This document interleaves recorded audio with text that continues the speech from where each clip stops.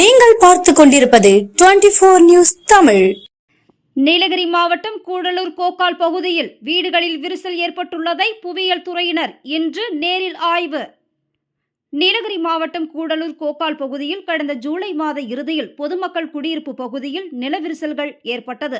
இதனைத் தொடர்ந்து 6 வீடுகள் மற்றும் முதியோர் காப்பக கட்டிடங்கள் இடிந்து விழுந்தது. இதனால் பாதிக்கப்பட்ட மக்கள் வேறு இடங்களுக்கு மாற்றப்பட்டனர்.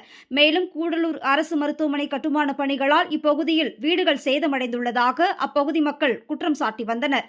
இதனைத் தொடர்ந்து புவியியல் துறையினர் இன்று காலை முதல் கோக்கால் பகுதியில் ஆய்வு நடத்தி வருகின்றனர். நிலவிரிசல்களுக்கான காரணங்கள் குறித்த விவரங்கள் அதன் பின்னர் தெரிய வரும் என அதிகாரிகள் தெரிவித்துள்ளனர்.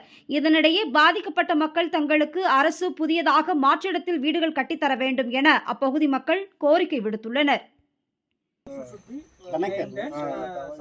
This is the main line. This is the main drain. This is the main drain, and then all the house will be connected.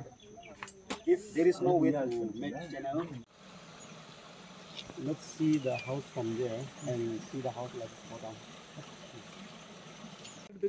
ஒரு சில எடுக்க மாட்டேங்குது, அதான் பிரச்சனையே. Because it will take time. Yes, settling down. அது curing கரெக்டா ஆனாக்க இந்த crack பிரச்சனை வராதுன்னு சொல்றாரு. Basic hills construction. Yes. Let it settle down for some time, then you make house. Foundation is very important. Yes. If you just start that one.